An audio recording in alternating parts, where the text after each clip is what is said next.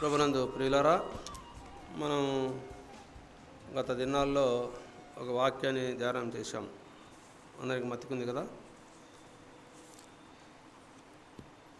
ఏ వాక్యాన్ని మనం జ్ఞాపకం చేసుకున్నాం? తండ్రి ఆకర్షించు వారందరూ, తండ్రి అనుగ్రహించిన వారందరూ కుమారుని వద్దకు వస్తారు. ఆ మాట మనకు యోహాను రాసిన సువార్తలో మనకుంది కదా, 6వ అధ్యాయంలో 37వ వచనంలో మనం చదువుకున్నాం కదా. నా యొద్దకు వచ్చు వాణ్ణి నేనేమాత్రమును త్రోసివేయను. ఆ వాక్య భావంలో మనం కొన్ని అంశాలు మనం చూసుకున్నాం. కలువరిలో ప్రభు యొక్క మరణాన్ని యోహాను రాసిన సువార్త 3వ అధ్యాయం 13-14 వచనాల్లో, అలాగే ఆయన మరణ పునరుత్థానాన్ని మార్కు రాసిన సువార్త 16వ అధ్యాయంలో 1-2 వచనాల్లో ఆయన సమాధి తిరిగి లేపబడుట, అలాగే ఆయన పరలోకానికి ఆరోహణం అవుట మనం చూచాం. పరలోకపు తండ్రే క్రీస్తు ప్రభును పైకెత్తినవాడు అనే మాట కూడా మనం యోహాను రాసిన సువార్తలో 8వ అధ్యాయం 27-28 వచనాల్లో మనం చూసుకున్నాం.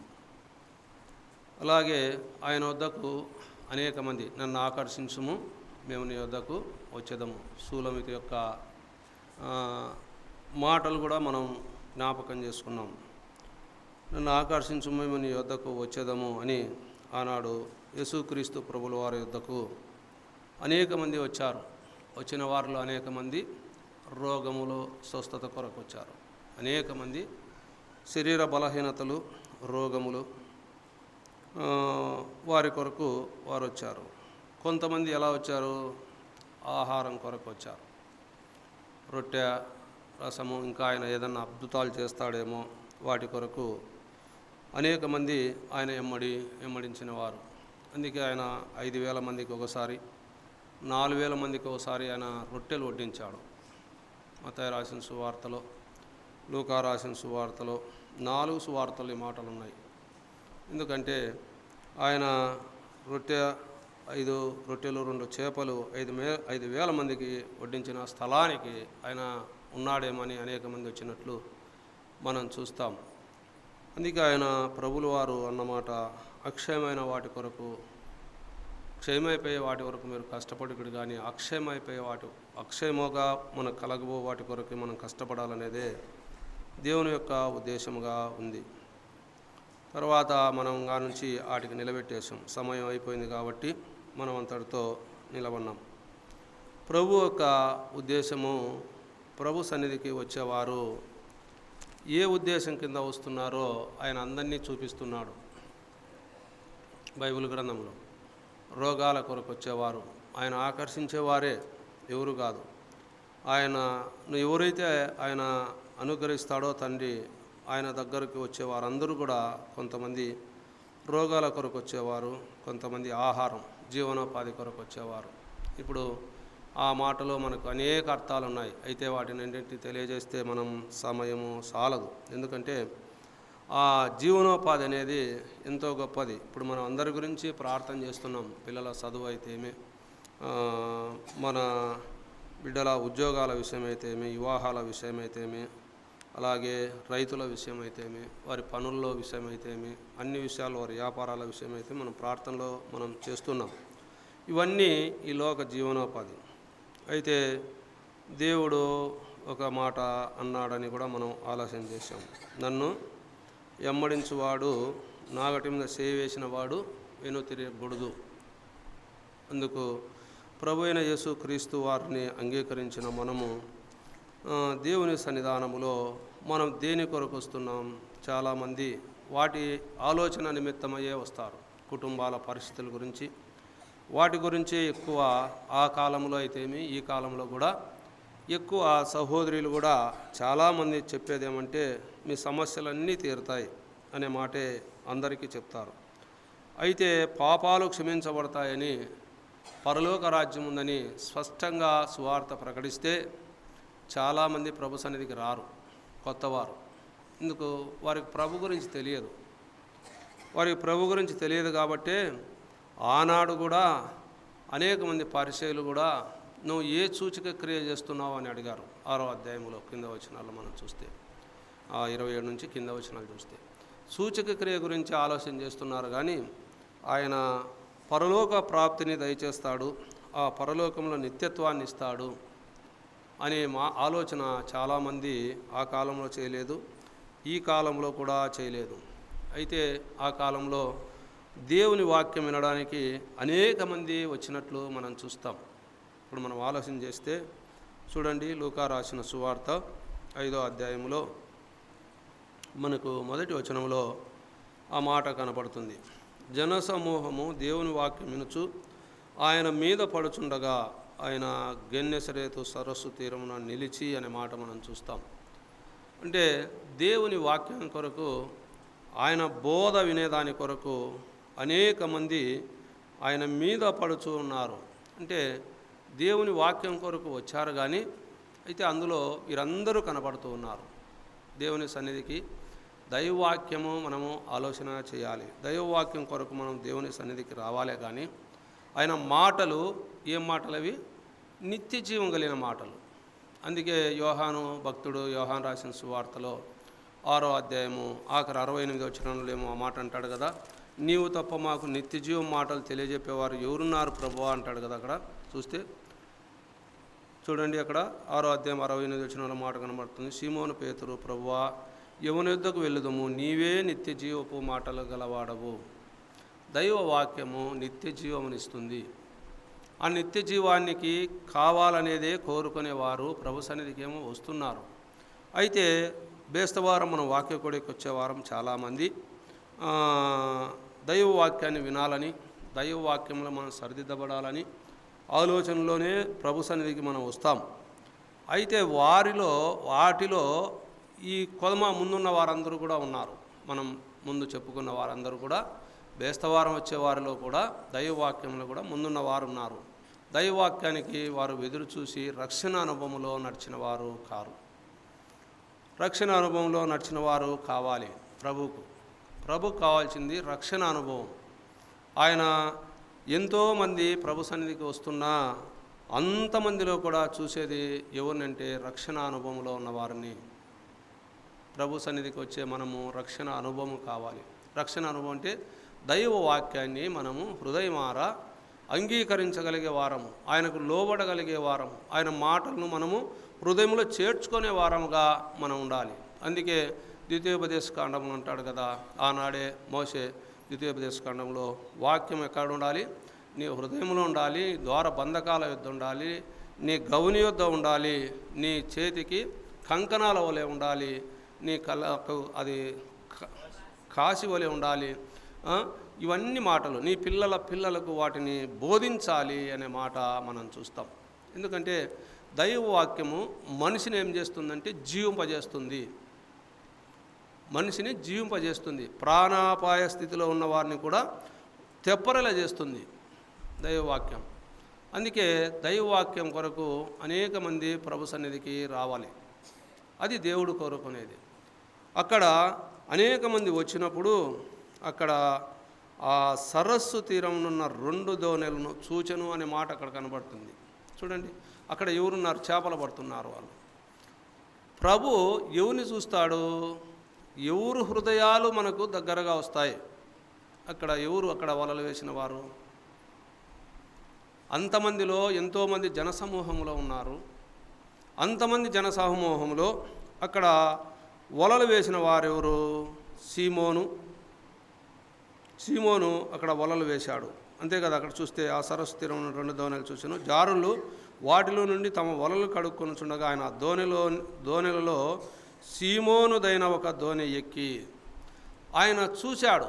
ఎందుకు? వారిలో ఎవరు మనకు నాకు సమీపముగా వస్తారు, ఎవరు నా హృదయాన్ని నా వాక్యాన్ని అంగీకరిస్తారు, ఎవరు నా మాటకు లోబడతారు, వారి హృదయాన్ని ఎంత కఠినపరిచినా కూడా ఆఖరికి పేతురు ఏమైపోయాడు? సీమోను పేతురు ఆయన ప్రకటనలో 3000 మంది ఆయన వాక్యములో ఆయన ప్రకటించినప్పుడు 3000 మంది రక్షణ పొందారు. అంటే ఆయన్ను ఎలా చూశాడు? అంతమందిలో చూశాడు. ఎంతోమంది దేవుని వాక్యం వింటున్నారు. అంతమందిలో సీమోను పేతురును గమనించాడు. ప్రభు దైవవాక్యంలో చూస్తూ ఉంటాడు ప్రభు. ఆ సీమోను లాగా మనం ఉండాలనేదే దేవుని యొక్క ఉద్దేశం. మన కఠినమైన హృదయం ఉండొచ్చు, అది బండరాంటి హృదయమే, అది కరగని హృదయం. అది ఆ కఠినమైన హృదయాన్ని కూడా ప్రభు ఏమంటాడు, నేను నీ కఠినమైన హృదయాన్ని కనికరపరుస్తాను అంటాడు. ఇర్మియా గ్రంథంలోనో ఎస్కేల్ గ్రంథంలోనో ఆ మాట ఉంది. కనికరం కలిగిన హృదయాన్ని, బండరాంటి హృదయాన్ని మాంసపు గుండెలా మారుస్తాను అంటాడు. రాతి గుండెను తీసి నీకు మాంసపు గుండెను మారుస్తాను అంటాడు. అక్కడ అంటే కఠినమైన హృదయాన్ని ప్రభువు చూస్తాడు.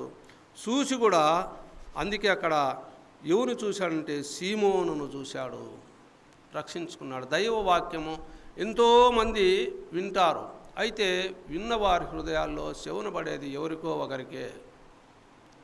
ఒకరికో ఇద్దరికో. అందుకే వారు మాత్రమే ప్రభువుని అంగీకరిస్తారు, వారు మాత్రమే ప్రభు సన్నిధికి చేరగలుగుతారు. ఆనాడు ఇశ్రాయేల్ ప్రజలు 20 లక్షల జనం, 20 లక్షల జనాంగంలో 10 మందిని పంపించాడు. అక్కడ 10 మందిలో 2 మాత్రమే ప్రభువుని అంగీకరించారు, కాలేబు, యెహోషువ. వారు మాత్రమే అక్కడున్న ఎంత గొప్ప జనాంగమైనా, వారు ఎవరైనా ఎంత బలవంతులైనా అంగీకరించినది వారు ఇరువు మాత్రమే. దేవుని వైపు చూశారు. దేవుని మాట ఎంత శక్తి కలిగినది, ఎన్ని అద్భుతాలు జరిగిపోయాయి. సంఘంలో కూడా ఎన్నో అద్భుతాలు జరుగుతున్నాయి. నేను వచ్చిన నుంచి ఎన్నో అద్భుతాలు జరిగాయి. మరణములోంచి ముందు బ్రతికిన వారు ఉన్నారు. అయినా దేవుని వైపు చూడము. అందుకే దేవుడు చూస్తాడు మన హృదయాన్ని. అక్కడ అందుకే మోసే తర్వాత యెహోషువని ఏర్పాటు చేసుకున్నాడు. యెహోషువ ద్వారా కాలేబు గురించి ఎంత మంచి మాట రాయించాడు యెహోషువ గ్రంథంలో. అంటే అంత మంచి మాటలు దేవుడు రాయించగలడు, దేవుడు చూడగలడు మనలో. చూడండి ప్రియులారా, అందుకే ఆ తండ్రి ఆకర్షించిన వారమేమో ప్రభు సన్నిధికి వస్తాం. అనుకరించిన వారందరూ, వచ్చిన వారిలో వాక్యం ఎంతమంది మనం అంగీకరిస్తున్నాం అనేదే దైవ వాక్యం. ఆయన సూచను అనే మాట మనం చూస్తాం. అపోస్తులైన పౌలు అపోస్తుల కార్యాల గ్రంథంలో వారు ప్రభుదినాన్ని చూడండి. అపోస్తులుగా మనం అన్ని తెలిసిన లేఖనాలే, మనకేం కొత్త లేఖనాలు మనం చదువుకోవాల్సిన పనేమీ లేదు, తెలిసిన లేఖనాలే. 16వ అధ్యాయంలో చూస్తే 13వ వచనంలో, విశ్రాంతి దినమున గవిని దాటి నదీ తీరమున ప్రార్థన జరుగునని కొని అక్కడికి వచ్చి కూడి వచ్చిన స్త్రీలతో మాట్లాడుచుంటిని. అప్పుడు లూదియను దైవభక్తి గల ఒక స్త్రీ వినుచుండెను. ఆమె ఊదారంగు పొడిని అమ్ము తుయతైర పట్టణస్థురాలు. ప్రభు ఆమె హృదయమును తెరిచెను గనుక పౌలు చెప్పిన మాటల యందు లక్ష్యముంచెను. ఆమెయు ఆమె వింటివారును బాప్తిసం పొందిరి. చూడండి ప్రియులారా, ఆమె వింటివారు బాప్తిసం పొందారు.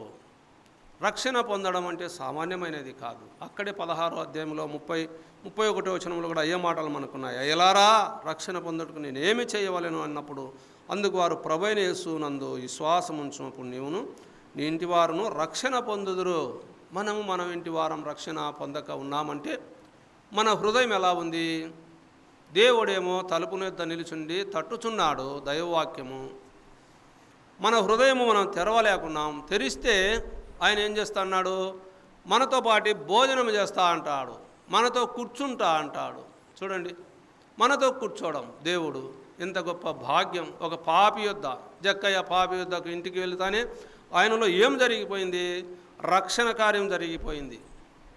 మనకు తెలుసు కదా, 19వ అధ్యాయంలో లూకా రాసిన సువార్తలో రక్షణ కార్యం జరిగిపోయింది. రక్షణ కార్యం జరిగినప్పుడు ఆయన పాపాన్ని గుర్తించాడు, ఆ పాపాన్ని వదిలిపెట్టేశాడు. ఎవరి యొద్దనైనా అన్యాయంగా తీసుకుంటే వారికి 4 గంటలు ఇచ్చేస్తాను, బీదలు ఎవరైనా ఉన్నారో వారికి నా సగం ఆస్తి వారికి పంచేస్తాను అన్నట్లుగా ఆయన మాట్లాడాడు. అందుకే నేడు ఈ ఇంటికి రక్షణ వచ్చినది. ఈయన కూడా అబ్రహాము సంతానమే.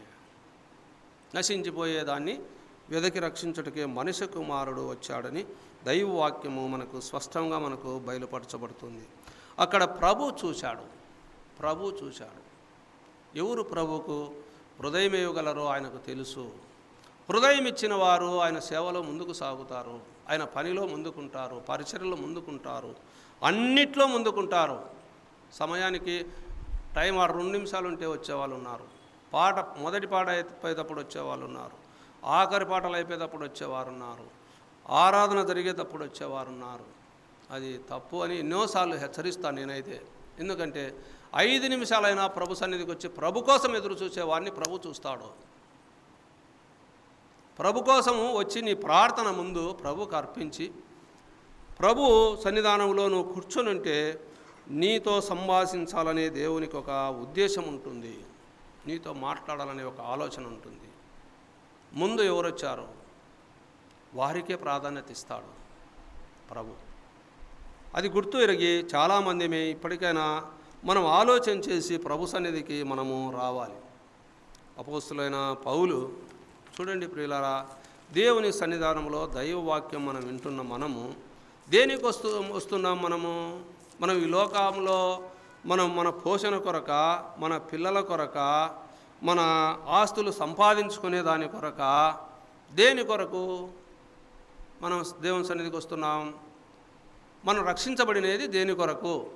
ఈ లోకములో ఉన్న వాటి కొరక. ఈ లోకములో ఉన్నది ఎవ్వరు కూడా ఒక్క పోగు కూడా కొండవలేరు. సహోదరులైనా సహోదరులైనా, సహోదరులకైతే మల్తాడు తెంచేస్తారు, సహోదరులకైతే బొందెలన్నీ ఇప్పేస్తారు. ఒక్క పోగు కూడా మీది కాదు, అంతా ప్రభుదే, మనది కాదు. అంతా వదిలిపెట్టవలసిందే.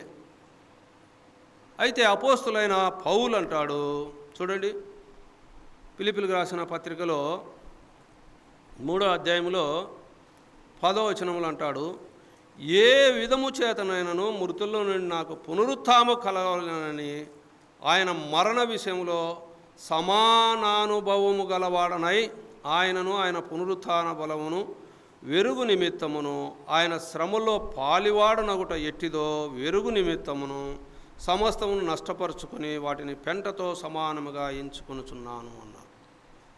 సమస్తాన్ని దేని కొరకు?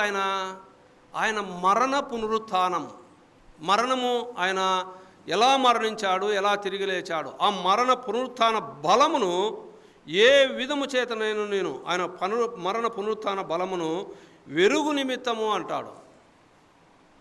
చూడండి, మనం మరణిస్తే సమాధి చేయబడతాం, తిరిగా లేస్తామనే విశ్వాసం మనకు ఉండాలి. తిరిగి లేస్తాం. ఏ బిడ్డైనా అన్యుడైనా లేస్తాడు, రక్షించబడినా రక్షించబడకపోయినా లేస్తాడు. అయితే లేచిన వారు పరలోకములోకి దేవుని సన్నిధిలో వెదురుకొనడానికి వెళ్ళగలరా? అది మనం ఆలోచన చేసుకోవాలి. ఆయన ఆశ ఎంత? ఆయన మరణ పునరుత్థాన బలాన్ని ఏ విధము చేతనైనను ఆయన విరగాలి, తెలుసుకోవాలి. చూడండి ప్రియులారా, ఇంకా ఆయన సమస్తాన్ని నష్టముగా ఎంచుకున్నాడు. అపోస్తులైన పౌలు వెళ్ళిపోయాడు. ఈ లోకపు ఆలోచనల గురించి ఆయన ఆలోచన చేయలేదు. ఆయన ఎంతో గొప్పవాడు. అలా ఎత్తుకుంటే ఒక అధికారం కలిగిన వాడు కొంత ఆస్తి సంపాదించుకుని ఉంటాడు. ఆ ఆస్తిని వదిలిపెట్టాడు, సమస్తాన్ని వదిలిపెట్టాడు. సమస్తం పెంటతో సమానంగా ఎంచుకున్నానని అక్కడ రాయబడింది. అయితే అది సామాన్యమైన మాట కాదు, మనం అర్థం చేసుకోవాలి. దాన్ని అర్థం చేసుకోవాలంటే చాలా సమయము ఉంది. అంత త్యాగంగా ముందుకు సాగగలిగే వారు ఎవరు కూడా లేరు. ఎవరు కూడా ఈ కాలాన్ని బట్టి లేరు. అది మొదటి శతాబ్దంలో వారు ప్రభును కన్నులారా చూశారు. ఆ ప్రభు మరణాన్ని చూశారు, ఆ పునరుత్థానాన్ని చూశారు. చూసిన వారిలో రాయబడిన మాటలు ఇవన్నీ. పేతురైతే ఏమి, యోహానైతే ఏమి, అపోస్తులైన పౌలు అయితే ఏమి. పౌలు ప్రభుని ఎరిగే సమయానికి అపోస్తులైన పౌలు ప్రభుని చూశాడో చూడలేదో కానీ ఇంచుమించు 61 సంవత్సరాల్లో జరిగిందని ఒక పెద్దలు చెప్తుండగా విన్నాను. అయితే అంత ఆ సమయంలో కూడా ఆయన కలిగిన దర్శనంలో ప్రభును అంగీకరించాడు. సౌలా సౌలా నన్ను ఎందుకు హింసిస్తున్నావంటే, నువ్వు ఎవరు ప్రభువా అంటే, నజరేయుడైన యేసునని ఆయన ప్రత్యక్షరాన్ని ఆయన చూచాడు. కాబట్టి ప్రియులారా, మనం ఈ లోకాన్ని బట్టి, లోకములో ఉన్న వాటిని బట్టి ప్రభు సన్నిధికి రాకూడదు. దైవవాక్యాన్ని వినడానికి అనేక మంది ఆనాడు వస్తున్నారు, ఈనాడు వస్తున్నారు. వస్తున్న వారిలో నేను మరణించి తిరిగి లేయగలను, లేచి ప్రభుతో ఉండగలను అనే ఒక విశ్వాసం మనకు ఉండాలి. అదే అపోస్తులైన పౌలుకునేది. రక్షణ అనుభవం కావాలి దైవవాక్యముకు. రక్షణ అనుభవం కావాలి. రక్షణ అనుభవం కలిగినప్పుడు మనం ప్రభులో ఉంటాం, ప్రభుతో ఉంటాం, ఆయన సన్నిధిలో ఉంటాం. రక్షణ అనుభవం జరగనప్పుడు ప్రభుని వెంబడించలేం, ప్రభు మాటలు అంగీకరించలేం, ప్రభుతో ఉండలేం. చాలాసార్లు ప్రభుకు దూరస్థులం అవుతూనే ఉంటాం. ఈ లోకానుసారమైన జీవితాన్ని మనం ఆలోచన చేస్తూ ఉంటాం. కానీ అయితే ఆ పరలోకపు ఆలోచన కలిగిన మనము, ప్రభు కూడా చెప్పేది అదే, మనకేమిస్తా అంటాడు ఆయన? పరలోక భాగ్యాన్ని, ఆత్మ సంబంధమైన ప్రతి ఆశీర్వాదమే ఇస్తా అన్నాడు ఆయన. ఎఫెసీయులకు రాసిన పత్రికలో మనం చూస్తాం. కాబట్టి ఆత్మ సంబంధమైన ప్రతి ఆశీర్వాదాన్ని మనం కోరుకోవాలి. ఆ పరలోకములో మనకు కలగబోయే ఆ గొప్ప భాగ్యాన్ని మనం కోరుకోవాలి.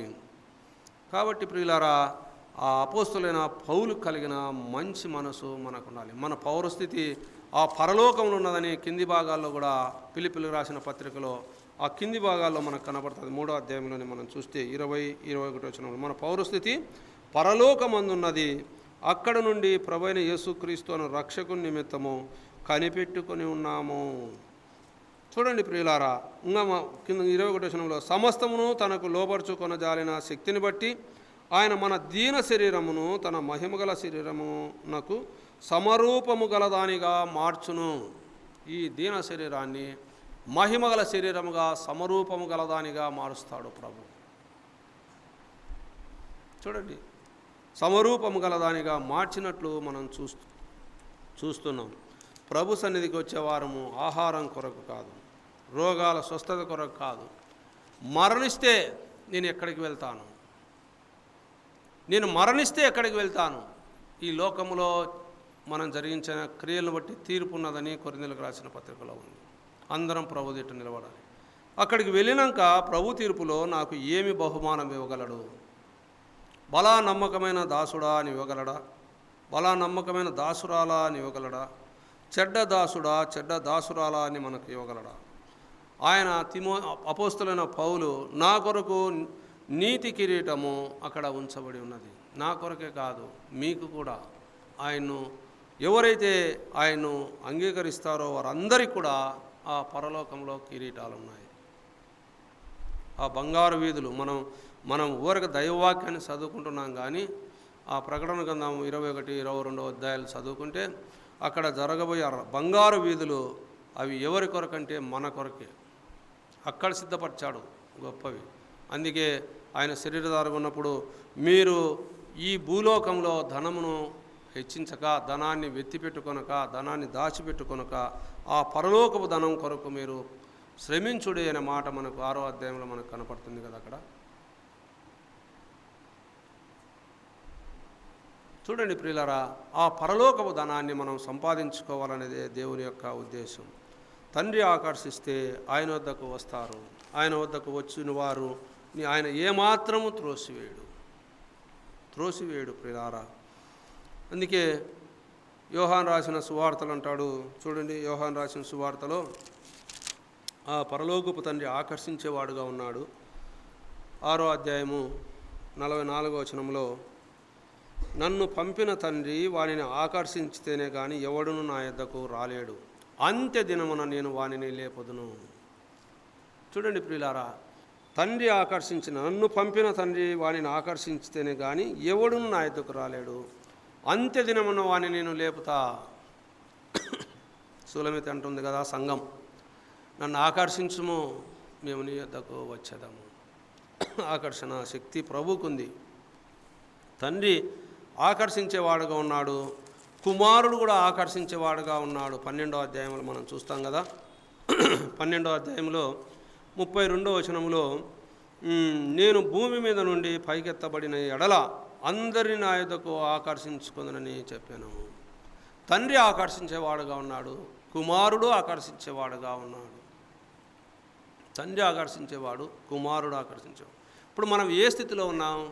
పరిశుద్ధాత్మ ఆధీనంలో ఉన్నాం. పరిశుద్ధాత్ముడు కూడా ఆకర్షించేవాడు. పరిశుద్ధాత్ముడు ఆకర్షించినప్పుడు అనేక మంది రక్షణ పొందారు. అపోస్తుల కార్యాల గ్రంథములో రక్షించబడిన వారి గురించి మనం ఆలోచన చేస్తే వారు 3000 మంది రక్షించబడి బాప్తిసం పొందారు. ఆ 3,000 మంది సంఘంలో చేర్చబడ్డారు. ఆ 3,000 మంది కూడా వారు ఎలా ఉన్నారో అక్కడ 4 మనకు బోధించాడు. వీరు అపోస్తుల బోధ ఎందును, సహవాసమందును, రొట్టె విరుచుట ఎందును, ప్రార్థన చేయుట ఎందును వారు ఎడదెగక నడుచుకున్నారు.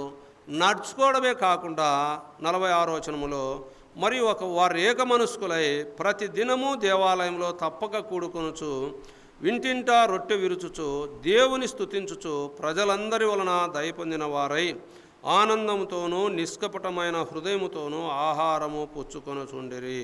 చూడండి ప్రియులారా, దేవుని సన్నిధానంలో ఏముంది? ఆనందం ఉంది.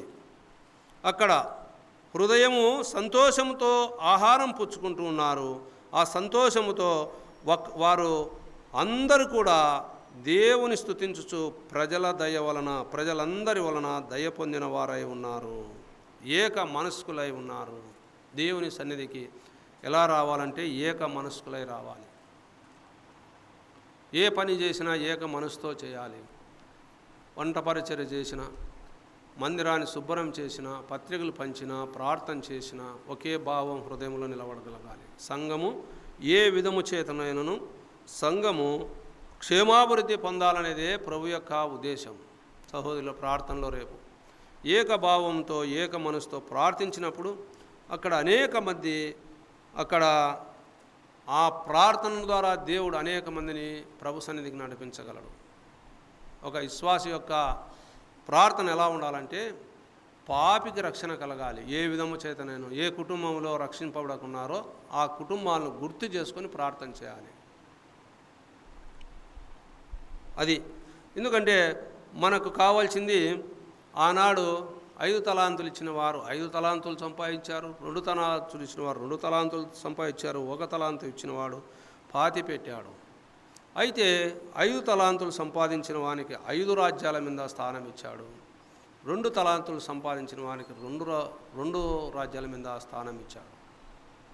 ప్రభు సన్నిధికి మనము ఇక్కడ పరిశుద్ధాత్ముడు రక్షించుకునేవాడు, పరిశుద్ధాత్ముడు ఆకర్షించేవాడు. 16వ అధ్యాయంలో అంటాడు కదా, చూడండి యోహాను రాసిన సువార్త 16వ అధ్యాయంలో అక్కడ మనం చూస్తే 7-8 వచనాల్లో, అయితే నేను మీతో సత్యము చెప్పుచున్నాను, నేను వెళ్ళిపోవటం వలన మీకు ప్రయోజనం కలుగును.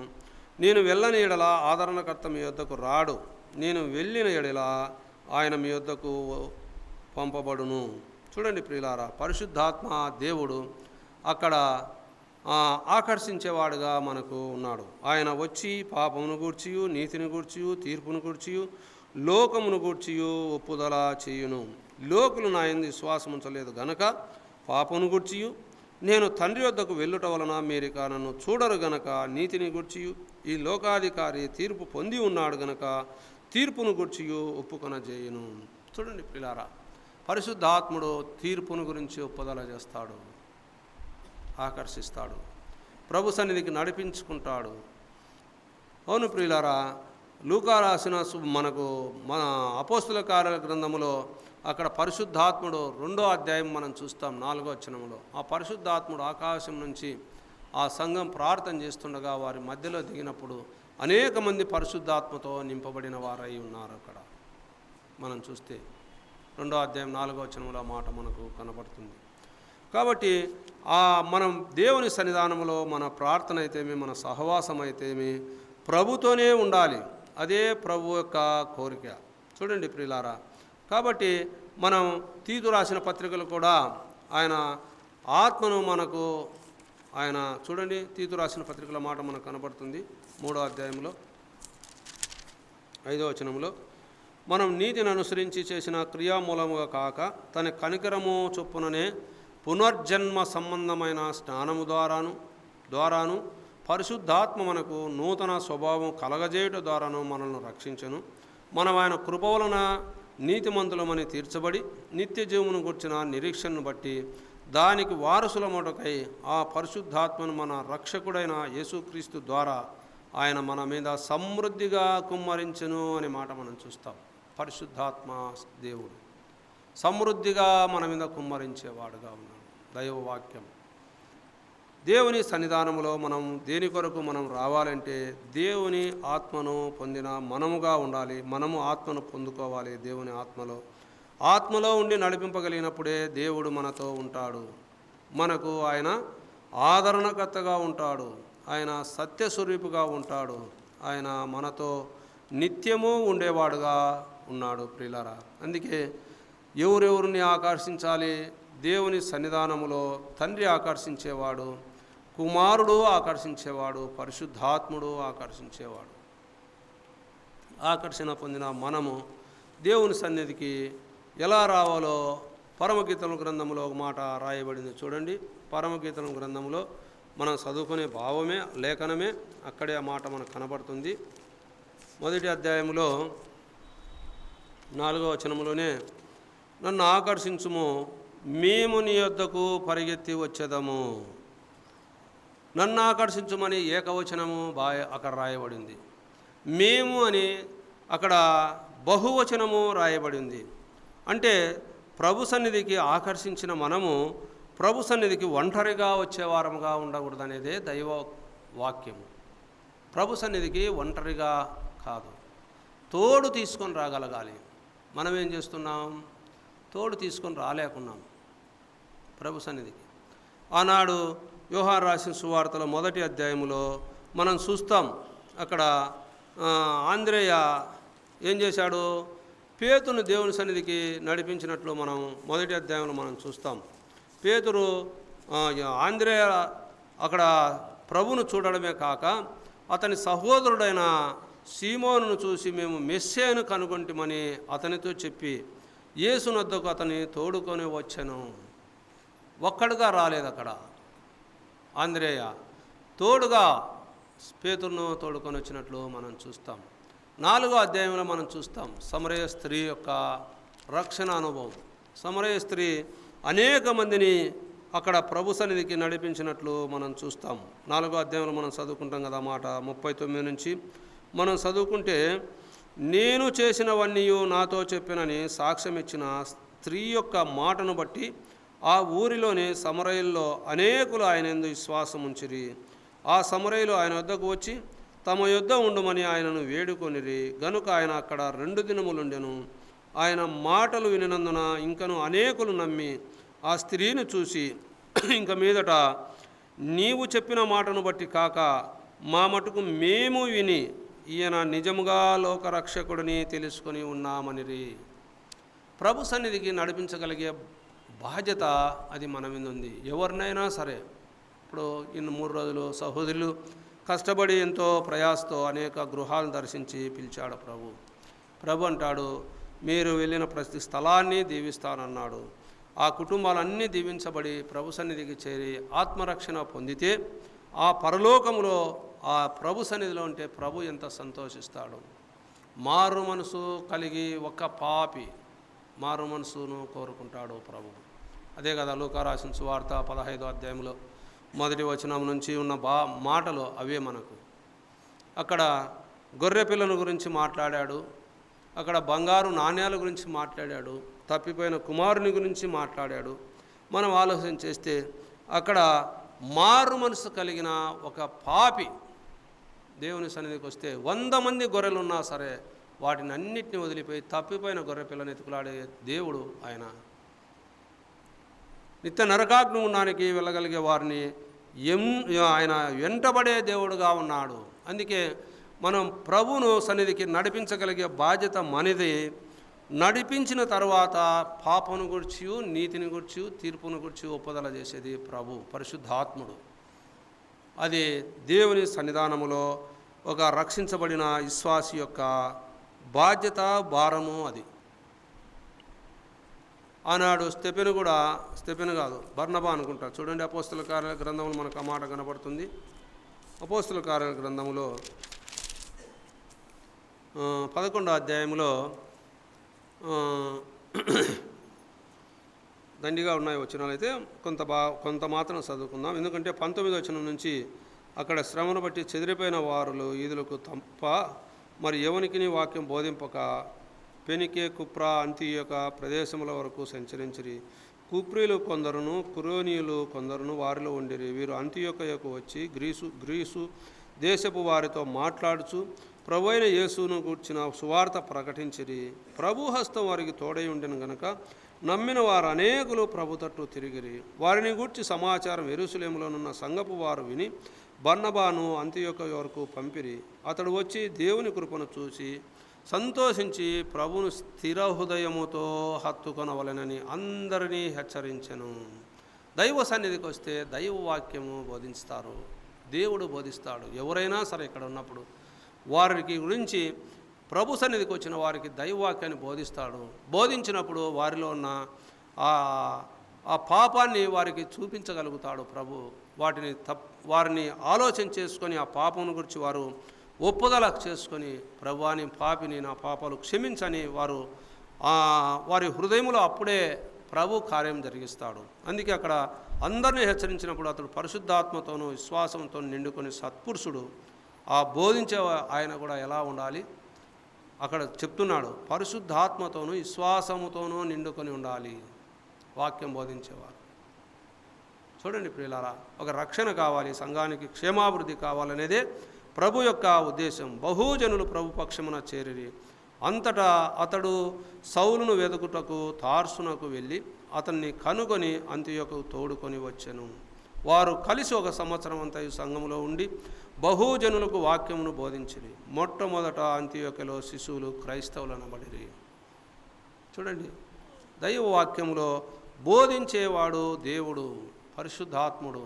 ఆయన అంటాడు కదా, 16వ అధ్యాయంలో అంటాడు, 13వ వచనంలో యోహాను రాసిన సువార్తలో ఆ మాట మనం చదువుకుందాం, అర్థమవుతుంది మనకు ఈ వాక్యానికి. ఆ వాక్యము 13వ వచనంలో, అయితే ఆయన అనగా సత్యస్వరూపైన ఆత్మ వచ్చినప్పుడు మిమ్మల్ని సర్వసత్యములోనికి నడిపించును. ఆయన తనంతటా తానే ఏమీ బోధింపక వేటిని వినునో వాటిని బోధించి సంభవింపబోవు సంగతులను మీకు తెలియజేయును. అక్కడ సంభవింపబోయే సంగతులన్నీ దేవుడు తెలియజేస్తాడు ప్రభు సన్నిధికి వచ్చిన వారికి. ఆ పరలోకపు సత్యాలు ప్రభువు బయలుపరుస్తాడు. ఆ నాశనాన్ని, నిత్య నరకాగ్నిగుణాన్ని తప్పించడానికి ప్రభు ఆ కలవరిలో ఆ ఘోరాతి ఘోరమైన శిక్ష పొందిన విధానాన్ని అక్కడ ప్రభు బయలుపరుస్తాడు. ఆ పరలోక రాజ్యానికి వారసులు కావాలనేదే దేవుని యొక్క ఉద్దేశం. రక్షించబడిన బిడ్డలు ఆయన సన్నిధికి ఏ విధము చేతనైనా ఒంటరిగా రాకుండా మేము అనే రకంగా రావాలి. అలా వచ్చినప్పుడే ప్రభు ఇష్టపడతాడు. మనం ఒంటరిగా నువ్వు వెళ్ళు నేనుంటా అన్న రకంగా ఆలోచన చేస్తూ వస్తూ ఉంటాం. అందుకే సూలమితి నన్ను ఆకర్షించుము, మేము నీ వద్దకు పరిగెత్తి వచ్చేదము అంటాడు. రాజు తన అంతఃపురంలోనికి నన్ను చేర్చుకొనెను, నిన్ను బట్టి మేము సంతోషించి ఉత్సహించెదము. ద్రాక్షారసం కన్నా నీ ప్రేమను ఎక్కువగా స్మరించెదము. యథార్థమైన మనసుతో వారు నిన్ను ప్రేమించుచున్నారు అన్నాడు. చూడండి ప్రియులారా, ఎందుకంటే దేవుని సన్నిధానములో పరిగెత్తి వస్తే రాజు ఏం చేస్తున్నాడు? తన అంతఃపురములోనికి మమ్మల్ని చేర్చుకుంటున్నాడు. ఆనాడు సులమితి భావం. రాజు అంతఃపురం పరలోకపు గవిని, ఆ పరలోకము స్థానము. అందుకే ప్రభు మనల్ని సంఘములో చేర్చాడు. ప్రభు మనకు సంఘాన్ని ఇచ్చాడు. ప్రభు మనల్ని ఆయనతో పాటు కూర్చుండబెట్టుకున్నాడు. అపోస్తుల కార్యాల గ్రంథం ఇప్పుడే చదువుకున్నాం కదా, 2వ అధ్యాయంలో అనేక మంది 3000 మంది అక్కడ అనేక విధాలుగా కూడుకుంటున్నారు. మనం అనేక విధాలుగా ప్రభు సన్నిధిలో సంఘములు మనల్ని చేర్చుకున్నాడు. ఎఫెసీ రాసిన పత్రిక 2వ అధ్యాయం 7వ వచనంలో అంటాడు కదా, ఆయన ఏమంటాడు? 2వ అధ్యాయం 7వ వచనంలో, పరలోకములో ఆయనతో పాటు మనల్ని కూర్చుండబెట్టుకున్నాడు. రాజు అంతఃపురంలో మేమున్నాము అని సూలమితి స్పష్టమైన భావానికి అర్థం పరలోకములో మనం కూర్చుండబెట్టుకున్నట, సంఘములో కూర్చుండబెట్టుకున్నట. సంఘం ఎత్తబడుతుంది, పరలోకం చేర్చబడుతుంది. సంఘము ఎత్తబడి దేవునితో ఉండబోతుంది. అంతేకాకుండా ప్రకటన గ్రంథములో మనకు 21, 22 అధ్యాయాల్లో మనం చూస్తే ఆయన మనతో ఉంటాడు, మన కన్నీటి బాష్ప బిందువును తుడుస్తాడు. 21 అధ్యాయం 3వ వచనంలో ఆయన మనతో ఉంటాడు, మన కన్నీటి ప్రతి బాష్ప బిందువును తుడుస్తాడు. దుఃఖమైన లేదు, ఏడ్పైన లేదు, వేదన లేదు, ఏమీ లేదు. అక్కడ ప్రశాంతమైన వాతావరణం. ప్రశాంతమైన వాతావరణం మనకు ఎప్పుడు కలుగుతుంది? ప్రశాంతమైన వాతావరణం అంటే హృదయం నిమ్మలించినప్పుడు. అయితే ఇప్పుడున్న పరిస్థితుల్లో, ఈ దుష్టపు కాలంలో, ఈ దుర్మార్గపు కాలంలో, ఈ దుష్టపు మనుషుల మధ్య, దుర్మార్గపు మనుషుల మధ్య మనం మంచిగా జీవించిన, మనల్ని మంచిగా జీవించకుండా చేసేవారు చాలామంది ఉన్నారు. ఎందుకంటే అబద్ధాలకు, మోసాలకే ఎక్కువ ప్రాధాన్యత కలుగుతుంది. అయితే వాటిలో మనము ముందుకు సాగకూడదు. ఎందుకంటే వారి మధ్య మనం ఉన్నాం. ఎదురుగా మనకు వచ్చేవాడు ఏ రూట్లో వస్తాడో మనకే తెలియదు. ఇరుగు పొరుగు వాడు ఏ రూట్లో వస్తాడో మనకు తెలియదు. పక్కనున్నవాడు ఏ రూట్లో ఉంటాడో మనకు తెలియదు. మన పిల్లలు ఏ రూట్లో మన దావ తప్పిపోతారో మనకు తెలియదు. మన పిల్లలే, ఎవరు కాదు. మళ్ళా మన పిల్లల ద్వారానే మనకు సమస్యలు, మన సంఘముల వారి ద్వారానే మనకు సమస్యలు, మన కుటుంబంలో వారి ద్వారానే మనకు సమస్యలు, మన ఇరుగు పొరుగు వారి ద్వారానే, మన బంధువుల ద్వారానే సమస్యలు. వేరే వాళ్ళకుండా రావు. అయితే ఏ విధము చేతనను ప్రభు వైపు చూడాలి. ఆ ప్రభు వైపు చూసినప్పుడు మనం సంఘంలో ఉన్నామని ఒక గుర్తింపు మనకు కావాలి. సంఘములో మనం ఉన్నాము, పరలోకములో మనం ఉన్నాం. మన జీవము ఆయన ఈ లోకములో మనం నివసించిన, ఈ లోకం వదిలిన మన జీవాన్ని క్రీస్తుతో దాచుకున్నాడు అన్నాడు అపోస్తలుడైన పౌలు కొలెసీయులకు రాసిన పత్రిక 3వ అధ్యాయములో 4వ వచనం. మన జీవాన్ని ఎక్కడ? క్రీస్తుతో దాచుకున్నాడు. ఆయన మనల్ని మరణం నుంచి మనల్ని బ్రతికించడమే కాక మన జీవాన్ని ఆయన వద్ద దాచుకున్నాడు. ఆ ఉన్నత స్థానంలో, ఆయన ఉండే స్థలంలో, ఆ సూర్యుడు చంద్రుడు లేని ప్రపంచంలో ఆయనతో యుగాయుగాలు సదాకాలము ఉండాలనేదే ప్రభు యొక్క ఉద్దేశం. సూలమితి దాన్ని వివరించి చెప్పింది. అక్కడ చూస్తే, రాజు తన అంతఃపురంలోనికి నన్ను చేర్చుకొని. ఎంత విశ్వాసం! సంఘం యొక్క విశ్వాసం ఇలా ఉండాలి. సూలమితి, సొలొమోను, యేసుక్రీస్తు ప్రభు, సంఘము, రాజు అంతఃపురంలో మనం ఉన్నాము. ఆ సృష్టికర్త అయిన రాజు ఆధీనంలో మనం ఉన్నాము. చూడండి ప్రియులారా, నిన్ను బట్టి మేము సంతోషించి ఉత్సహించెదము అన్నాడు. నిన్ను బట్టి మేము సంతోషించి ఉత్సహించెదము అంటే ఆనందంతో ప్రభు సన్నిధికి రాగలగాలి. ఆనందముతో, ఉత్సాహముతో, సంతోషముతో ప్రభును ఆనాడు అపోస్తలుడైన పౌలు అన్నట్లు ఆనందించుడి, మరలా చెప్పుదును ఆనందించుడి. ఇవే మాటలు నాకు రాయటకు నాకు కష్టమైనది కాదు అంటాడు కదా. అక్కడ చూడండి, ఎఫెసీయులకు రాసిన పత్రిక, ఫిలిప్పీయులకు రాసిన పత్రికలో 3వ అధ్యాయంలో 1వ వచనంలో, మెట్టుకు నా సహోదరులారా ప్రభునందు ఆనందించుడి, అదే సంగతులు మీకు రాయట నాకు కష్టమైనది కాదు, మీకు అది క్షేమకరము. ఆనందించుట ప్రభులో క్షేమకరం, సంతోషించుట క్షేమకరం. 4వ అధ్యాయంలో కూడా 4వ వచనంలో ఏ మాటలు, ఎల్లప్పుడూ ప్రభునందు ఆనందించుడి, మరలా చెప్పుదును ఆనందించుడి, మీ సహనమును సకల జనులకు తెలియబడునుడి. ప్రభు సమీపంగా ఉన్నాడు. ప్రభు ఎక్కడున్నాడు? సమీపంగానే ఉన్నాడు, మనతోనే ఉన్నాడు. దైవవాక్యంలో ప్రభు ఎక్కడో ఉన్నాడని మనం అనుకోకూడదు. అందుకు కొన్ని వచనాలు నేను ఎతుకులాడాను కొన్ని చోట్ల. ప్రభు ఎక్కడా లేడు, మనతోనే ఉన్నాడు. మన వెనకాల ఉన్నాడు, మన ముందర ఉన్నాడు, మన కుడిపక్కున్నాడు, ఎడంపక్కున్నాడు, మన కింద ఉన్నాడు. ఇది చాలా విచిత్రం. మన పైన ఉన్నాడు. ఇంకా లెక్క వేయండి. ఆ వాక్యం ఒకసారి ఎప్పుడో దేవుడు అనుగ్రహిస్తే అది ధ్యానం చేస్తున్నాను, వెళ్ళిపోతా కొన్నాళ్ళకు. ఒక దినంలో ఆ వాక్యాన్ని మనం ధ్యానం చేసుకుందాం. కాబట్టి ప్రభు మనకు సమీపంగా ఉండాలని గుర్తెరిగి సంతోషముతో ప్రభును హత్తుకోవాలి, ఆనందించాలి. ప్రభులో ఆనందించడం అంటే, ప్రభువును గురించి దేవుడు ఏమన్నాడు? ఈయన నా ప్రియకుమారుడు, నేను ఈయనందు ఆనందించుచున్నాను. మనల్ని బట్టి ప్రభు ఆనందించాలి, మన క్రియలను బట్టి ఆనందించాలి, మన పనులను బట్టి ప్రభు ఆనందించాలి. ప్రభు సన్నిధిలో మనము నిలవగలగాలనేదే ప్రభు యొక్క ఉద్దేశం.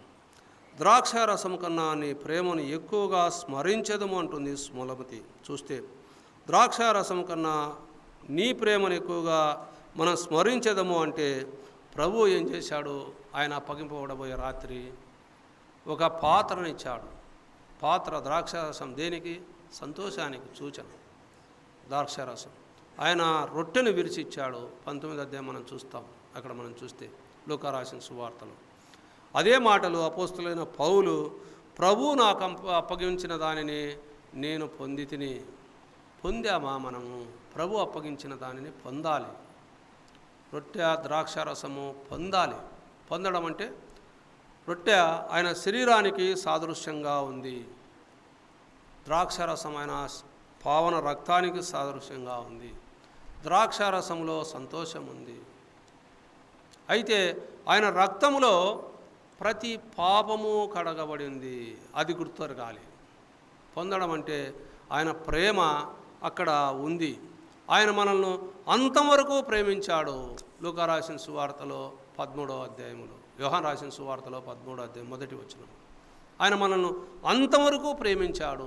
మరణం పొందినంతగా ప్రేమించాడు. శిలువ మరణం పొందినంతగా ప్రేమించాడు. 1 యోహాను పత్రికలో మనకు ఆ మాట. అందులో ప్రేమ ఉన్నది. ఆయన ప్రేమై ఉన్నాడు. ఆయన ప్రేమై ఉన్నాడు. ఆయన మనల్ని ప్రేమిస్తున్నాడు కనుక ఆయన కలువలో మన మరణాన్ని పొందాడు. ఆ శిలువలో మన మరణాన్ని ఆయన పొంది మన పాపాన్ని కొట్టివేశాడు. హెబ్రీ పత్రికలో అంటాడు, మీ పాపములు ఎన్నడూ కూడా నేను జ్ఞాపకం చేసుకున్నానని ప్రభు చెబుతున్నాడు. ఎవరు చెప్పేది? ప్రభు 8వ అధ్యాయంలో మనకు ఆ మాటలు కనబడతాయి. హెబ్రీ పత్రికలో 8వ అధ్యాయం ప్రభు చెప్తున్నాడు, మీ పాపములు ఎన్నడూ నేను జ్ఞాపకం చేసుకున్నాను. అయితే ఆనాడు ఆ రక్షణ అనుభవంలో వారికి ఇశ్రాయేలు ప్రజలకు లేదు. వారు మాటికి ఆ బలులు ఇస్తూ సంవత్సరానికి తమది కాని రక్తం తీసుకొని ఆ పరిశుద్ధ స్థలంలోనికి వెళ్ళి అక్కడ పాపక్షమాపణ నివారించుకున్నట్లు మనం దినదినము మన పాపాలన్నీ మనం జ్ఞాపకం చేసుకుంటూ ప్రభు సన్నిధిలో, ప్రభువా నన్ను క్షమించు, నన్ను క్షమించు, నన్ను క్షమించు. ఆయన ఎప్పుడో క్షమించేశాడు. ఎప్పుడైతే నీకు రక్షణ అనుభవం కలిగిందో అప్పుడే క్షమించేశాడు. అయితే ఆ మాటికి నువ్వు చేసే పాపము నీ ప్రార్థన ఏం చేస్తుందంటే అది పవిత్రంగా లేకుండా చేస్తుంది. పాపం చేసిన వారి ప్రార్థన ప్రభు ఆలకించడని యోహాను రాసిన సువార్తలో 9:31లో రాయబడింది. పాపము చేసేవారి ప్రార్థన ప్రభు ఆలకించడు. అందుకే ఆయన కీర్తనకారుడు 68వ కీర్తన 18వ వచనంలో ఇంకో మాట కూడా ఉంది. అక్కడ మనం చూస్తే అక్కడ పాపం నా హృదయంలో లక్ష్యం చేసిన ఎడల ప్రభు నా మనవి ఆలకింపకపోనుగా అనే మాట ఉంది కదా. అక్కడ 68లోనో 66లోనో 66లో 18వ వచనంలో, నా హృదయంలో నేను పాపం లక్ష్యం చేసిన ఎడల ప్రభు నా మనవి వినకపోవునుగాక. ఆయన ద్రాక్షారసము మనల్ని ఏం చేసింది? ఆ ద్రాక్షరసాన్ని ఆయన ఆ పాత్రను ఇస్తున్నప్పుడు ఏమన్నాడు? మత్తయి రాసిన సువార్త 26, 27 వచనాల్లో అక్కడ, ఇది నా రక్తము, ఇది మీ కొరకు అనేకుల పాపముల కొరకు చిందింపబడుతున్న నిబంధన రక్తము. అంటే మన పాపాలు ఏం చేశాడు? ప్రభు తుడిచివేశాడు. వాటిని మనం జ్ఞాపకం చేసుకుంటున్నామంటే మనం ప్రభులో ఉన్నామా? వాటిని మనం పదే చేస్తున్నామంటే మనం ప్రభునందు ఆనందిస్తున్నామా, సంతోషిస్తున్నామా, ప్రభువును మనము హత్తుకుంటున్నామా? ఆ శరీరంలో ఆ రక్తంలో పాలుగుంపులు పొందినప్పుడు మనం కేవలం గోధుమ రొట్టె ద్రాక్షరసంగానే తీసుకుంటున్నాం. అదే ఒరిజినల్గా ఆయన శరీరం మాంసం ముద్ద అయితే, ఒరిజినల్గా ఆయన రక్తం అయితే నోట్లో పోసుకుంటారా? మనం నరవాంస వక్షులం కాదు. మనము ఉన్నారు, వాళ్ళు కూడా మనిషిని పీక తినే వాళ్ళు ఉన్నారు. అయితే ప్రభు ఆయన ఎప్పుడైతే ఆ పాత్ర అది ఆయన శరీరాన్ని ఆయన రక్తాన్ని చూపించిందో ఆ కలువరి వైపు చూడాలనేదే ప్రభు. ఆ కలువల్లో కాడ్చిన ఆ అమూల్యమైన ప్రేమను, అందుకే ఆయన ఇంతగా సిలువ వేయబడ్డాడు. ఎక్కడ కొట్టి చంపకూడదు ఆయన్ను, సిలువలోనే చంపాలని అవకాశం ఏముంది అంటే ఆయన ఎంతగా ప్రేమిస్తున్నాడో చూపించాలనేదే. ఆ ప్రేమ అక్కడ మనకు కనపడుతుంది. ద్రాక్షారసం కన్నా నీ ప్రేమను ఎక్కువగా మేము స్మరించదము. ఆయన ప్రేమను మనం జ్ఞాపకం చేసుకోవాలి. ఆ మరణ పునరుత్థానాన్ని జ్ఞాపకం. ఆరాధన సామాన్యమైనది కాదు, ప్రభు సన్నిధి సామాన్యమైనది కాదు. ప్రభు సన్నిధికి వచ్చినప్పుడు ఆ ప్రభు మరణాన్ని జ్ఞాపకం చేసుకోవాలి, ఆయన రక్తాన్ని జ్ఞాపకం చేసుకోవాలి. కాబట్టి ప్రియులారా, మనం ఆ ద్రాక్షారసం కన్నా నీ ప్రేమను ఎక్కువగా స్మరించదము. వచ్చిన వారు ఆయన సన్నిధానంలో ఆయన ప్రేమను వారు గుర్తెరిగారు. అంతఃపురములో చేరిన ఆ మహారాణులకు ఏమీ కొదవలేదు. అయితే ఆయన ప్రేమ మాత్రం సంతృప్తికరంగా వారు విరిగి సమృద్ధికరంగా ఉన్నారు. అందుకే యథార్థమైన మనసుతో వారు నిన్ను ప్రేమించుచున్నారు అన్నాడు. అందుకే మనకి ఇక్కడ వాక్యం ఏముంది? ఆత్మతో సత్యముతో ప్రభువును ఆరాధించాలనేదే ప్రభు యొక్క ఉద్దేశం. ఆయన ఆకర్షించడానికి కారణం, ఆయన మనల్ని పిలుచుకోవడానికి కారణం, ప్రభువును ఆరాధించాలి, ప్రభువును ఘనపరచాలి, ప్రభువును స్తుతిస్తూ ఉండాలి అన్ని వేళలా. ప్రభు అంటే ఎవరు? ఆయన సంఘం. సంఘాన్ని ప్రేమించేవారు, ఆయన సన్నిధిని ప్రేమించేవారు వర్ధిల్లుతారు. అందుకే కీర్తనకారుడు అంటారు కదా, యెరూషలేము కొరకు ప్రార్థన చేయుడి. ఆ మాట ఎక్కడుంది మనకు? 122వ కీర్తనలు అనుకుంటా మాట. యెరూషలేము యొక్క క్షేమం కొరకు ప్రార్థన చేయుడి. 122వ కీర్తన 6వ వచనం. యెరూషలేమా, నిన్ను ప్రేమించువారు వర్ధిల్లుదురు. నీ ప్రాకారములో నెమ్మది కలుగునుగాక, నీ నగరులో క్షేమముండునుగాక. చూడండి ప్రియులారా, యెరూషలేము అంటే దేవుని యొక్క సన్నిధి. ప్రభువారు దాన్ని ఆ మందిరంగా చూపించక నా రాజ్యాన్ని నా నీతిని వెదకండి అని సింపుల్గా చెప్పాడు. 6వ అధ్యాయంలో, మత్తయి రాసిన సువార్త 6వ అధ్యాయంలో, నా రాజ్యాన్ని నా నీతిని వెదకండి, మొదట నా దాన్ని వెదకండి అన్నాడు. యెరూషలేమును ప్రేమించేవారు, ఆయన సన్నిధిని ప్రేమించేవారు, ఆయన ప్రాకారాన్ని ప్రేమించేవారు వర్ధిల్లుతారు. ఆ అంతఃపురములో ప్రభు సన్నిధానంలో ఉండాలనేదే ప్రభు యొక్క ఉద్దేశం. ఆయన ఆకర్షించబడడానికి కారణం, ఆయన సన్నిధికి మనల్ని పిలుచుకోవడానికి కారణం, ఆయన సన్నిధిని మనము సంతోషంతో ఉండాలని, ఆనందంతో ఉండాలని, ఆ పరలోకములో దేవునితో ఉండాలనేదే దేవుని యొక్క ఉద్దేశం. సులమితి వాటిని అనుభవపూర్వకంగా రాసింది. అక్కడ మనం చూస్తే ఆ మాటలు అనుభవపూర్వకంగా తెలియజెప్పింది. అనుభవపూర్వకంగా సంఘం యొక్క అనుభవం అక్కడ మనకు కనపడుతుంది. సంఘం అలా ఉండాలనేదే దేవుని యొక్క కోరిక. ఈ పరమగీతముల గ్రంథం ప్రేమ గీతముల గ్రంథం. అది మామూలుగా ప్రభువుకు సంఘానికి ప్రేమ గీతముల గ్రంథం. అది ప్రభువుకు సంఘానికి. ఆ ప్రేమ గీతాలు ఎంతో అమూల్యమైనవి. అయితే అది చాలామందికి అర్థం కాదు. అది తెలుసుకోవాలనేదే ప్రభు యొక్క ఉద్దేశం. అందుకే ప్రభు ఏమంటాడు? తండ్రి నాకు అనుగ్రహించిన వారందరినీ నేను చేర్చుకుంటా, నా యుద్ధకు వచ్చి వారిని నేను ఏమాత్రము వారిని త్రోసివేయను అని ప్రభు సెలవిచ్చాడు. కాబట్టి ప్రభు సన్నిధానంలో మనం ఉండాలి. ప్రభును ఆరాధించాలంటే, ప్రభును స్తుతించాలంటే, ప్రభును మహింపరచాలంటే ప్రభు సన్నిధిలో మనం నిత్యము ఉన్నప్పుడు ప్రభు మాటలు మన హృదయంలో ఏదో ఒక మాట అయినా ప్రభు సన్నిధికి వచ్చి వెళ్ళిపోవడం అది కేవలము సమంజసం కాదు. ఆయన సన్నిధికి తోడుకొని వచ్చే వారముగానే ఉండాలి, కానీ ఆయన సన్నిధి నుంచి తోలివేసే వారముగా ఉండకూడదు. రెండోది, ఆయన సన్నిధి నుంచి మనం వేరే వారిని తోడుకొని పోయే వారముగా కూడా ఉండకూడదు.